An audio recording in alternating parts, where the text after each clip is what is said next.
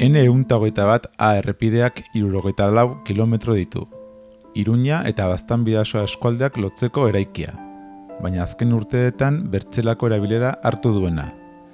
Garraio astunarentzat Iberiar Penintxula eta Europa lotzen duen zeharbidea bihurtuz, egunero milaka kamioi pasatzen direlarik bertatik. Garraio astunaren igoerarekin batera istripuek ere gora egin duten nabarmen, eta honen erakusgarri dira zifra lazgarriak. Azken 25 urteetan, 185 pertsona hil dira. Azken 10 urteetan, 30. Eta urtea hasi bertzerik ez dugun honetan, dagoeneko 3 pertsona hil dira. Nafarroako errepide sarean gertatzen diren istripu hilgarrietatik, 12% N121A errepidean gertatzen da. Nafarroako errepide arriskutsuena bihurtuz. Eskualdeko bizilagunak behartuta daude beraien egunerokotasunean errepide hau erabiltzera. Ez baitago bertze aukerarik. Errepide honetan gertatzen diren istripu aunitzetan eskualdeko bizilagunen bat dago tartean.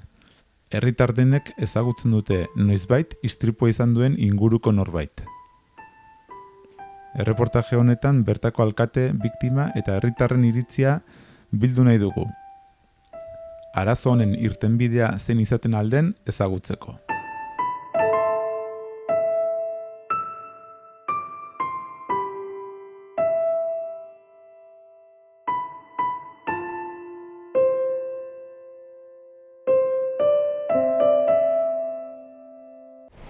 Bortzirrearendako da errepide nagusia, ez? Eta irtenbide bakarra, ez dugu beste errepiderikan hemendikan ateratzeko. Beraz, garrantzia handiko errepidea guretzat. Guretzat Zumildar bezala, egunero herritik sartutatetzeko beharrezko errepide bat, eta egunero gure bizia behar baino gehiago arriskatzea suposatzen diguna. Nik uste dut arazo bat baino gehiago daudela, horietako bat hasieratik trazadura etzela modu egoki batean pentsatu, baina azkeneko urteotan ikusten alden bezala dagoen garraio astun eta trafiko guztiaren igoerakin, oraindik ere arrisku horiek areagotu dire. Nazional 121A errepide azpiegitura garrantzitsu batean bihurtu da ezinbertzekoa Baztandarrendako. Azkeneko urte oketan, Nafarroan eman da lurralde antolatzeko modu bat, eta horrengatik Baztandarra unitzek Iruñarako bidea hartu behar izaten dute lanera gateko, egunero. Goizean goiz jeiki eta gero ilunabar gauean itzulita. Aldi berean, Nazional 121A errepidea biltzen dute jendeek Iruñerat ikastera gateko, osasun zerbitzu zenbaitzutarat edo bertze gisa batzuetako zerbitzutarat. Bai eta aisialdiko kontuetarat ere bai. Beraz, gaurko egunean Nazional 121A errepidea Baztan punpatzen duen komunikazio azpiegitura bada. Eta hortan bere garrantzia. Baina asmentan aipatu duten bezala, hori ere zerraiten ondorioa da. Urtetan eta urtetan, Nafarroan aukera bat egin delakoz, dena Iruñerrian pilatzeko, lurraldearen kaltetan, eta orai horren emaitza ezagutzen ari gara. Jendeak, herritarrak, gero eta gehiago, mugitzerat behartuak daude, eguneroko gauzetarako lana dela, ikasketak direla edo osasun kontuak direla. N121A errepidean gertatutako istripuek eraman gaituzte reportaje hau egitera. Zorigaiztoko istripu horietan bizia galdu zutenen senide batzuk animatu dira beraien testigantzak ematera. Arrazoia izan da, gure semea hiltzan istripuan, gu moitzen gea asko, hemen inguruan, eta beti gaude bildurrez, haitzen badugu istripua 121, eta gu beti pentsate norbait ezaguna, edo haitzen da inbeste, gaur irakurriete azken 25 urte, ia 200 pertsona hildia hemen, eta logika ez daka, da herri txiki bat osoa hiltzen bada.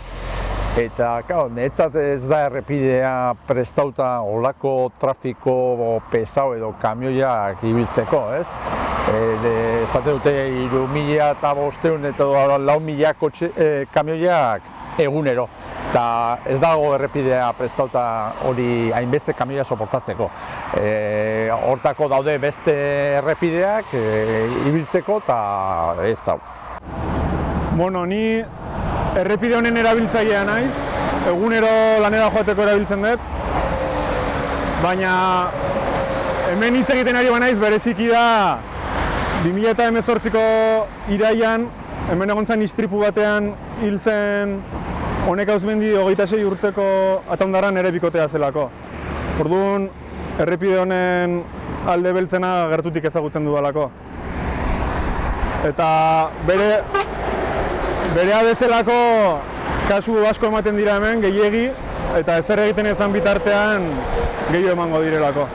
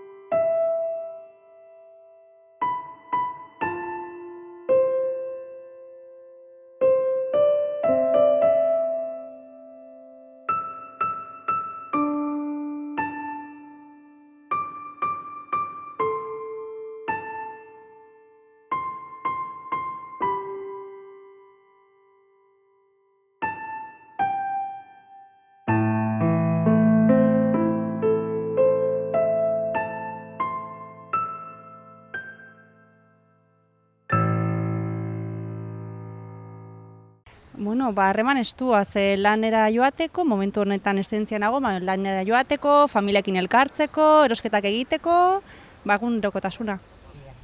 Bueno, tarteka tokatzen zaiku Iruñera gatia, eta suertez lana hemen dut, baina bi astez behin bedere Iruñera gertzen naiz bai. Bueno, egia ni orain ez naiz sobera mugitzen, nire lanaren gatikan ordutegiak eta hori nahiko lotua ditut, baina behartzen naizenean bai Gipuzko aldera, Irun aldera edo bai Iruña aldera, egia da kamioia handiz dabilela, trafiko izugarria, abiadura handia ibiltzen dugu denok ere, gainera bai guk ere handiztan konturatu gabe eta arrisko handiko bidia ikusten dut. Pues hor gabiltze egunero Iruñera, zoritxarrez, eta aiz gaizki. Claro, nik enteitzen dut, denak ibil bar dugu, baina hemendik garata, zuzi belaten beti goti, arrautzen zu 3-4 kamion, eta erdikotak atetzen da erdira, eta ez duzu pasorikan. Eta Ibarrurun duen 90 heldu ginen, eta ondotik heldu zen kamiona argile bistentzula, bozine joka, eta gero 80 zen. Eta 80 patu dugu, zertaz radarra horregoten da. Izin duzu gehi otorri, eta pasatziun raio kontinuan antzinera. Oseak, horiek ere behar luketeke pixkoat behitu. Ez dakit, gero hola dira zientik, bazuzi zera ustez ongi, eta hainbertze aziente pasatu da hemen, sumiliko rotonda hori dago, pena mangarreia. Eta ez da. Aspaldi inbarreko gauza da, ez dute iniok diauzen muitzen. Eta ez dakit azkergo ze pasatu behar du. Eguneroko harremana ez, azkenin gestio guziak edo egin ahal izateko Iruñera edo gestio honitz egiteko Iruñera jamarra dugu eta eguneroko harremana, eta gero, bastandik, ni bastanen bizi naiz, Legasara joateko egunero erabiltzen dut, eta eguneroko harremana hori da dutena. Egunero egiten dut joan da etorriz, Hondarribian bizi naiz, eta hemen egiten du lana, labia ikastolan egiten du lana, orduan egunero nabil antzine eta gibel.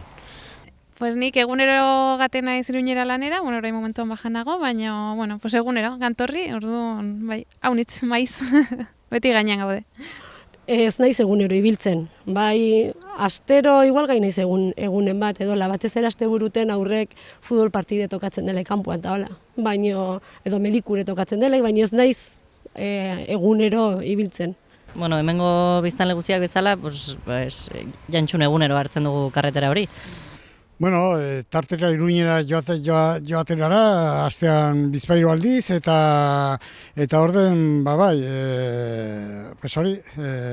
eta gero Irunera ere bai, nahi hurbil dugu, eta hori.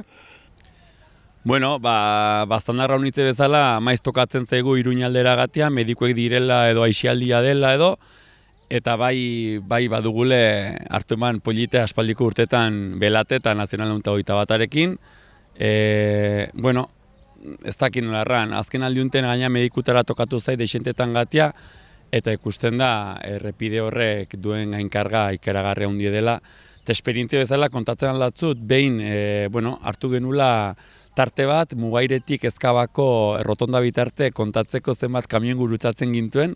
Hola izan zen, gure denbora pasa bat, baina ikusik izte larritasun dagoen.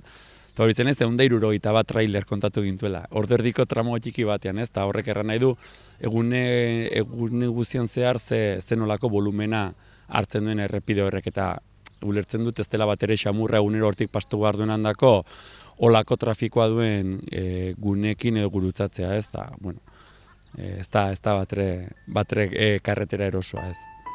Orain arte bildu ditugun ikuspuntu gehienek, arazoa garraio internazional gehiegi dagoela errepidean iritzi diote. Egia da, garraio internazionalak eskualdean zeharkako lanpostuak sortzen dituela. Gasolindegietan erraterako.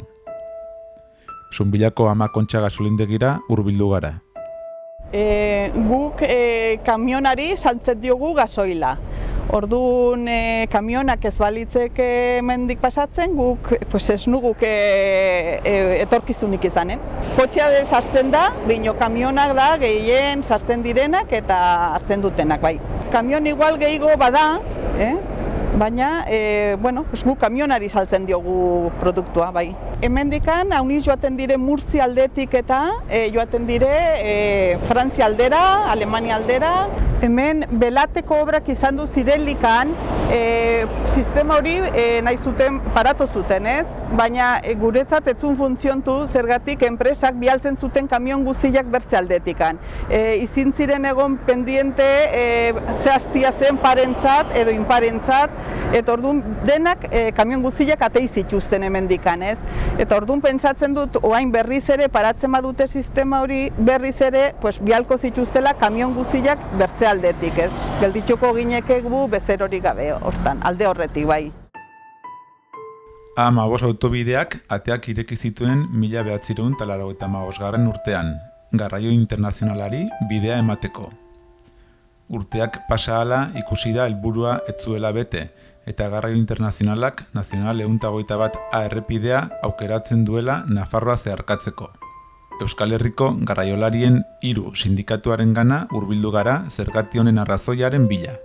2000 bat kamioi pasako lirateke errepide honetatik, egia da pisudun trafiko handia jasaten duen errepide badala, eta azkenean hemendik igarotzen direnak dira penintxulatik Europaruntz dijoazenak, ez?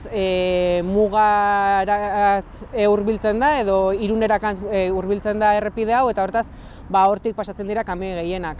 Zergatik horren beste kamioi hemendik? Azkenean errepidea motagatik, dauzkan kilometro zenbakiengatik edo dauzkan kontsumo motengatik, askok errepide hau aukeratzen dute, esan bezala, mugarontz hurbiltzeko. Bide guztiak egiten dituztenean garraiolariek aukeraketa bat egiten dute, ez? Lehenengo puntua da non kargatu edo deskargatzen duten. Bigarren puntua da zenbat kilometro egin behar dituzten hori egiteko. Azkenean garraiolariak lanean ari dira eta orduan irabazi batzuk irabazi behar dituzte eta margen horien arabera bide bat edo beste aukeratuko lukete. Zein da desberdintasuna N121 eta Leitzarango autobiaren artean? Lehenik eta behin orografia bera, ez? Azkenean Leitzaranek aldapa gora eta aldapa bera asko dauzka, eta hori kamioilari batentzat gogorragoa dela esango genuke. Azkenean kontsumoak igo egiten dira eta helmuga puntua kontutan hartuta askotan kilometro gehiago ere egiten dira. Kilometro gehiago, kontsumo gehiago esan nahi du eta horrek irabazi gutxiago esan nahi du, eta askotan tamalez, margen oso estuak direnez, bezin dute hori egin, eta orduan bide honetatik joatea erabakitzen dute. Bide honetatik ere, nazioarteko trafiko asko mugitzen da, eta hori esan bezala da, azkenean Irunetik Frantziara edo Estatu Frantziarrera joan nahi dutenez, azkenean kilometro kopurua txikiagoa denez bide zuzenagotzat bezala hartzen dutelako. Garraiolari baten ikuspuntua ezagutu asmoz, Josi Juan Zubieta lesakarrarengana hurbildu gara. Bueno, harreman zuzena dut, garraiolaria naiz eta egunean 4 aldiz pasatzen dut bide hori, 2 aldiz Iruñarantza eta beste 2 Berrizalde honetara.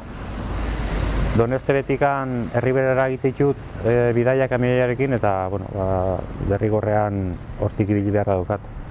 Orduan, egunean denbora dexente eta kilometro dexente pasatzen ditut bertan. Bada, istripuak bertatik bertara ongi ezagutzen duenik. Suhiltzailetaz ari naiz. Beraiek dira iristen lehenak, eta beraien lanari esker jasotzen dute atentzioa zaurituek. Bueno, ni hemen jaioa zoa naiz ere, Iruñatik ja heldu nintzen Olabera bizitzera, duela 22 bat urte edo, eta gainera garai berean edo ja hasi nintzen hemen Oronoz Mugaireko suhiltzaileko parke hontan lanian. Eta nola ez, azken batean Oronoz Mugairek besten du hemen karreteraren edo karreteran sortatzen diren istripu eta ezbehar guztik, orduan, lotura oso estua eta mingarria alde berean, bai. Ganden Hortzilarean, Nazional 121 errepideak gurutzatzen dituen udal guztietako alkateak bildu ginen. Ez eskualdekoa bakarrik, ez Baztanbidasoakoa bakarrik, baizik eta errepide guztikoak. Ultzama aldekoak, Ezkabartekoak, Uhartekoak eta alde guztietakoak. Eta alkateen artean badago uste bat orokorra dena eta bateratua. Eta hori da nazioarteko zama garraioa behar dela desbideratu. Zeren gaurko egunean badago autobide bat. Eta hori da A14 autobidea, beraz alternatiba badago.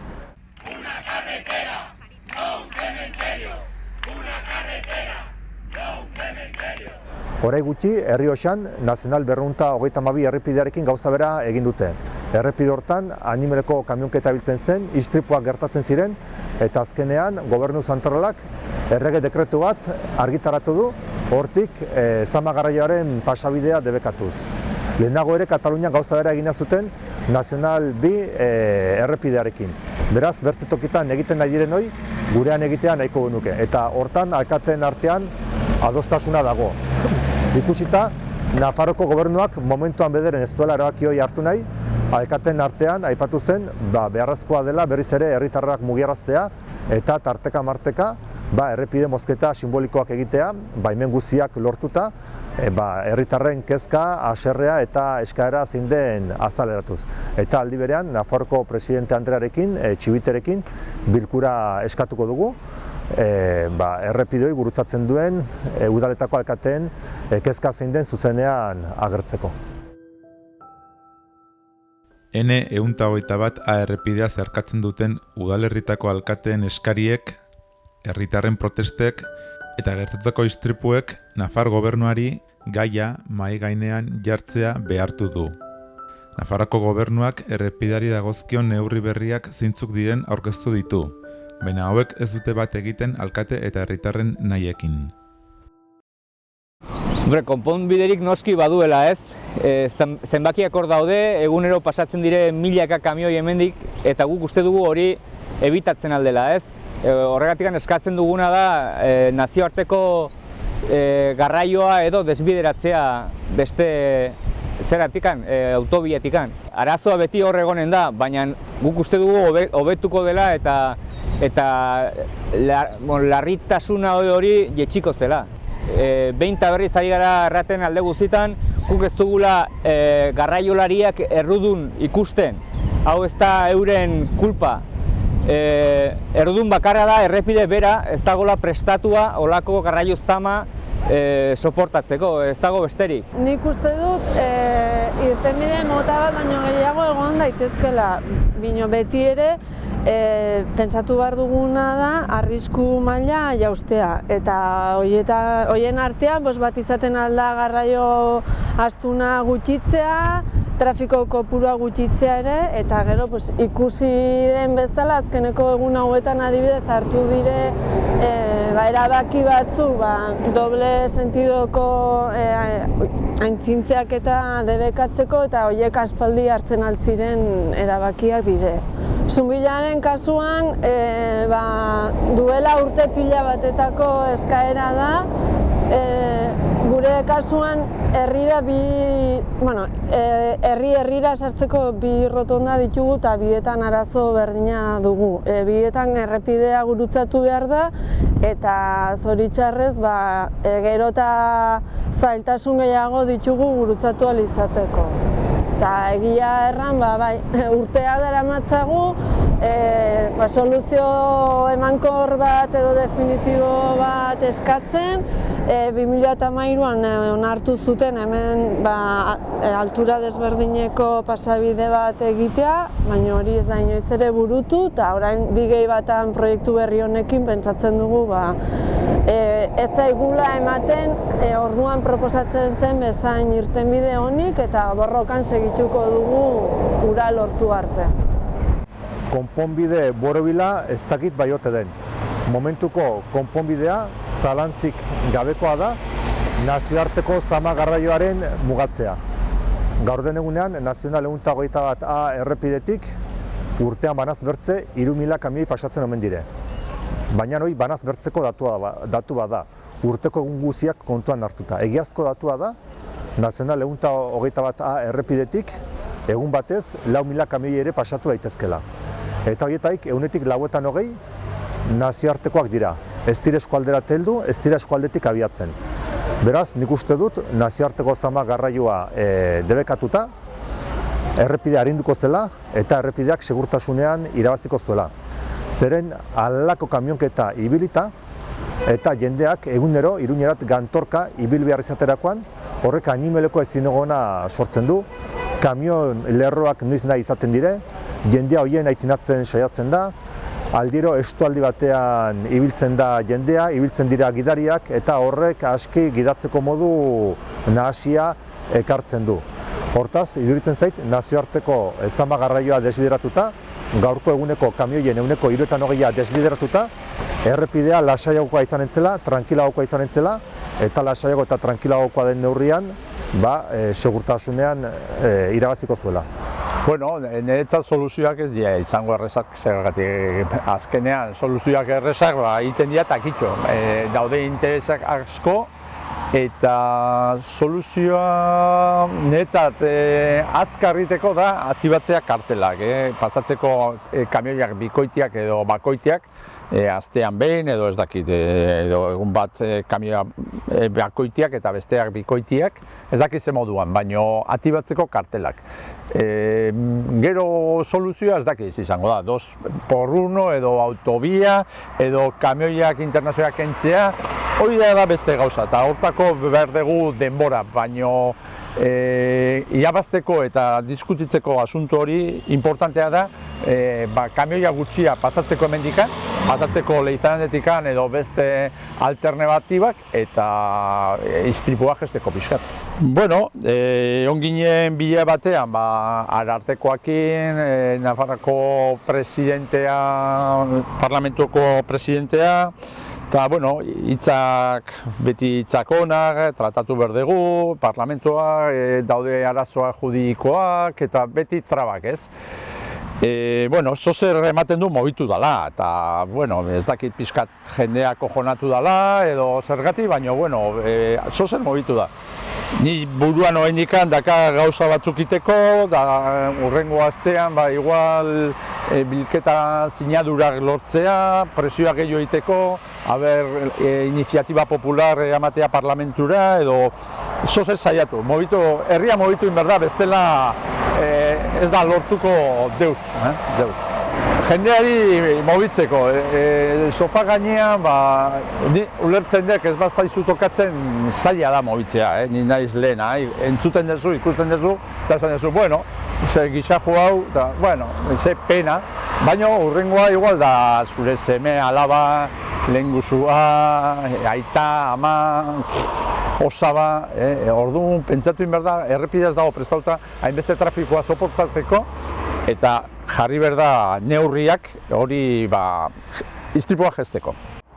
Gaur egungo politikan olako gauzekin gertatzen dena da alde batean jartzen dutela honek suposatuko dien kostua, eta beste alde batean horrekin lortuko duten botu o irabaziak, eta balantza ez zaio okertzen beraiek interesen zaien aldera, arazoak ez zaizkia indarriak iruditzen. Eta hain biztanle gutxiko leku batean, erresa beste alde batera begiratzea, baina neurri txiki batzukin ja errepide honen egoera asko hobetu daiteke. Ikusterik ez dago zenbat kamioi pasatzen diren hemendik. Kamioi ez josita dago. Eta gainea, bi norantzkoak bata bestearen ondoan daude, tartean ezer eduki gabe separatzeko. Eta horrek dakarrena da, edozein autok pixkat kontrola galtzeakin edo ja aurrez aurre topatzen ditula kamioiak edo beste autoak, eta gainea abiadura oso altua da, oso abiadura altuan joan daiteke. Ez dagolako radarrik eta karterak uzten duelako azkar juten. Orduan, epe laburrean soluzioa ez da zaila, nahikoa, soluzioa, egoera hobetzea, nahikoa kamioiko pura murrizteakin eta abiadura leku jakin batzutan kontrolatzearekin. Baina, epe luzean ja, nik uste errepide honek behar dula inbertsio handi bat eta obra handi bat hemengo biztanleek errepide duin bat izateko. Hemen dagoen errepide hau ez da normala. Ez dugu espero olako errepide bat topatzea Iruñan edo Donostin. Non daukaguna da. Arazoa trafiko gehiegi badela, gehien bat kamionena. Berez, nire ustez hau ez da kamionak pasatzeko errepide bat. Irurtzungo autobia intzen kamionen dako, eta uste dut hortik amarko zutela. Bertako kamionak ez noski, hemen ibili barutenak, baina bertzede Europatik heldu diren kamion guzi horiek uste dut handik amarko zutela. Eta bertzaldetik, hemen abiadura ere, denek pixket kontrolatzen baginuen, hobeki xago izintzen. Baina ez zaitu diritzen autobia bat egin behar denik eta olako astokerik. Trafikoa jautsi eta ibiltzen garenak, pixket hobeki xago ibilite, uste dut, konpontzen aldugule. Zaila da konponbidea, baina, printzipioz kamioiak entzen baldin badituzte, hau nitzo betuko da. Trafiko astunaren erregulazioa alde batetikan, eta gero norbanakoaren kontzientziare bai ez, hau nintzetan gaude gure rutinan sartuak, eta abiadurak pixko bat errespetatu inguruak eta gure buruak ere bai ez. Hor karretere beharko da zabaldu, holko trafiko pasatzeko, bertzaraz hemen enbudoa da. Denak sartzen gara unara eta denak hor gaude. Eta, klaro, hor espada bertze linio bat egiten holko trafikoa, hemen zein dira azientik eta gauza berri zen. Nik uste dut inongo inbertsiorik egin gabe trafiko astuna desbideratzea. Nire ustez, ez litzateke utzi beharko kamionak eta hemendik joatea. Hori izango zen irtenbiderik erraixena eta azkarrena nire ustez. Hainbertze arriskoa eragozteko edo mozteko. Nire ustez, kamionak gutxitzea. Azkenean pixu gehien dagona kamionak dire, eta nire ustez arriskutsunak ere bai. Azkenean, eta jendeak kontzientziatzea, ikustituzu astokeria honiz, haintzintzeko lekuak eta hola, eta orduan kamionak gutxitu eta jendeare pixkat kontzientziatu ez dakit radarren bidez edo lako zerbait ere. Noski zaila da, egokiena izango litzateke ikusita duen trafikoa, ibilbidea errepidea berez hobia izatea, bi autobide moduko zerbait egitea. Hori obren trafiko handia dulako. Bertzenaz, badagonarekin, noski guk ere ardura badugu, abiaduragin eta ibiltzen gara, igual ez dugulako zaintzen, beste batzutan galtzada ere igual irristakor egon daiteke eta gauza honiz dire, orduan erraza ez da egia esan. Baina, segurtasun aldetik oberena izango litzateke autobide bat egitea. Trafiko handia daukalako hori egia da, ibilgailu asko dago errepidean. Ez daukat argi, ez dut argi, bai ikuste dutela errepide hau ez dela bat ere segurua, zaitela, beti karteran sartu behautelik, beti baduzule beldur bet, baina ez dut argi zer izaten altzen. Gutiago, bai kamion eta kotxe gutiago izin barko zirela, hoi bai. Eta beti maten datzu beldur gehiago kamionak, ez? Ez dakit zein izintzen konponbidea. hoi zaila da erraten, nuretatu berena izan ligitzatene kamionar murriztia, ez da? Baina, berzaldean daude ere bai neroziarretat dituztenak, gasolinderiak eta jatetxeak, ostatuak, zaila da, ez da dit, baina nik uste hortarro dauderela ere bai politikoak, ez da? Eta ja, behinduan erabaki bat eta hartzen duten, eta denen dako oberena den. Epe luzera, unita epatzen aldiren bezala, nik ustut epe motzera denak bat egingo dugula ez dela errepide bat garraio internazionala edo garraio pisutsu hartzeko. Eta esperientziak baditu goren dela guti, tunelak etxik egoin zirelaiken nola tartekatu zituzten matrikula bakoitiak eta bikoitiak eta nolako eragina izan zuen horrek errepide hortan. Orduan, garbi errango nuke guretako garrantzitsu izango zela adibidez hoi, ez? Transporte internazional edo garraio internazional eta astun eta pisutsu hoi errepidetik ateratzea. Horrek gauzek hau nitz arinduko zituen, eta nik uste dut desente errestuko zuela errepidoi erabiltzea. Gerora eta luzera, plantatzealko direla gauz gehiago dudik ez, baina epe motzera nik uste dut hoi dela garbiena, bai. Nik uste dut, karretera alik eta gehi nahi mardela hobetu, eta gero pixkoat velozidadia ere moldatu dugun karreterare. Azkeneko egunetan Foruzaingoak atera dituen datuen arabera argi ikusi dugu istripu gehien, edo Nafarroan istripu gehien dauden errepidea, errepide hau dela, ez 121A. Zein dira hartu beharreko neurriak? Argi dago Nafarroako Gobernuak momentu honetan planteatzen dituenen alde gaudela gu, alde batetik bigei bat desdoblaketa, puntu batzuetan aurreratzeak debekatzea, radar gehiago jartzea, foruzaingo gehiago egotea abiadura horiek kontrolatzeko edo segurtasuna emateko herritarrei erabatea ero bestela ondo legoke. Egia da ere, azkeneko istripuen ondorioz, fokua pisudun ibilgailuen gainean jarri dela, kamioen gainean jarri dela. Egia da, esan bezala, hemen trafiko asko dagoela pisudunena, baina egia da aldi berean ere istripu guzti horien erantzuleak oso kasu gutxitan eta foruzaingoaren datuen arabera direla kamioiak. Zein da guretzat fokua jarri beharko litzateken puntua? Nafarroako Gobernuak egin duen inbertsio urria errepide honetan urteetan zehar. Azkeneko duela 2 urte ikusi genuen nola Almandoz eta Belateko tunela konpondu zituzten Europar agindu baten ondorioz, baino ondoren urte askotan ez dute inbertsiorik egin errepide honetan. Entzun ditugu ahotsak ere agian bidesari bat jartzea izango litzatekeela neurri disuasorio bat. Hori N1 errepidean Gipuzkoan ikusi den moduan horrek ez du funtzionatzen. Azkenean, esan bezala, garraiolariek beraien rutak planteatzen dituzte eta ruta horietan ez dira bidesaria bakarrik kontutan hartzen, beste neurri asko hartzen dira kontuan. Gainera, uste dugu, errepideak gauza publiko bat direla eta publikoak diren heinean zergen bidez ordaindu beharko liratekela eta ez sektore bakar batek ordaindu. Orduan, zein da guretzat puntua? Nafarroako Gobernuak inbertsio handiago egin behar duela bere bizilagunengan, aztona honetako bizilagunengan, eta ez horren beste jo puntua garraiolariengan jarri. Ez azkenean garraiolariak lanean ari dira, gizarteak behar duen lekura eramaten dute eta zerbitzu publiko bat dira. Ez daude kapritxoz errepidean kamioiarekin paseoan. Ez dago soluzio errexikan, ez? Edo ez du ematen egongo denik. Baina arrazoiak egia da orain dela 20 urte erran izan baziguten gaur dugun errepidea edukiko genula, ez genuen inork sinistuko, ez? Kontua da 20 urte horietan errepidea asko aldatu dela, baina erabiltzaileak ere neurri berean aldatu direla eta orain dela 20 urte zegoen trafiko kopuruaren bikoitza seguru eta ausartuko nintzeke, datu ofizialik ez dut, baina ausartuko nintzeke agian hirukoitza ere badela erraten. Hori alde batetik, eta bertzetik ibilgailuek ere, ibilgailuen potentziak, motorrak denak egin dute gora.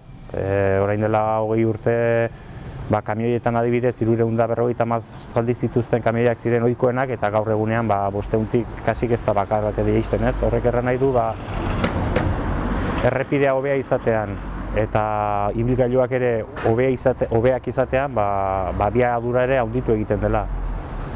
Eta horri erasten badiozu trafiko kopuru handiarena arazo bat dago. Eta konponbidea argi dago konponbidea goitik egin beharra dagola, bai, dudarik gabe, baina gure esku ere badago pixka bat gauzak erraistea, ez? Erabiltzaileok ere ez ditugu gauza guztiak ongi egiten. Zu Iruñarantz bazoaz zure abiadura baino gehiago, eraman behar zenuken abiadura baino handiagoan, eta paretik heldu bazaizu beste kotxe bat behar duen abiaduran, baina zure karrila zanpatuz, beti pentsatzen duzu bera dela oker datorrena, eta bai egia da bera oker dator, baina zu ere zoaz behar bezala, ez? Orduan erabiltzaileok ere egin behar genukelako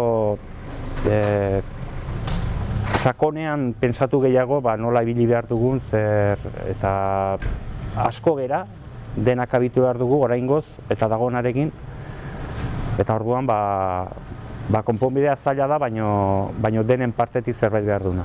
Bueno, arrazoia istripuak berak edo beraiek erakusten duten moduan, azken batean hemen kotxe, kamioi izaten da, istripuak aurrez aurre izatearekin, ondorio beti txarrak izaten dituzte, eta kamioiak ez erru, baina parte hartze izatearekin ondorioak okerrenak izaten dira.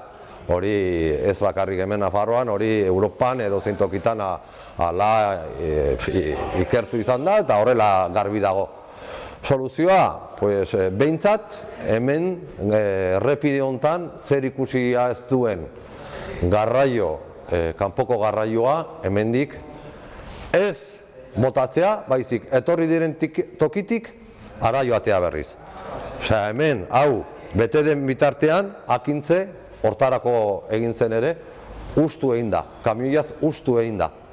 Peajea saihestearren eta krisialdiak eta suposatzen dut gasoi aurrezteak eta ekonomikoki azken batean laguntzen duen guztia alik eta bidaia merkena izatea. Baina, claro, ura espreski egina da hortako, ura handik etorri da, hemen dugun arazo hau, edo kamioi kopuru gehiegi hau, eta zentzuzkoa da, kamioioik denak ara bueltatu izatea, edo hori gainera eskatzen ez duen dirurik edo ekonomikoki behintzat gobernuarentzat eskatzen ez duen galerarik ez duen neurria. Erreportajean argi gelditu da errepideak jasaten duen trafiko astunaren gainkargaren inguruan elkarrizketatuen adostasuna. Arazoari irtenbidea bilatzeko orduan ordea iritzi ezberdinak aurkitu ditugu. Eskualdeko alkate eta herritar gehienek garbi dute garraio internazionala AP15 autobidetik desbideratzearen beharra. Garraiolarien sindikatuek eta egun errepideari esker lana egiten dutenek aldiz, N121 A errepidea moldatu edo zabaltzearena. Bailara berdeen kolore bizia iluntzen duen errepide beltzak konponbidea behar du. Mikel eta Honekak partekatzen duten zerrenda luzeegian, izen gehiago idatzi ez daitezen.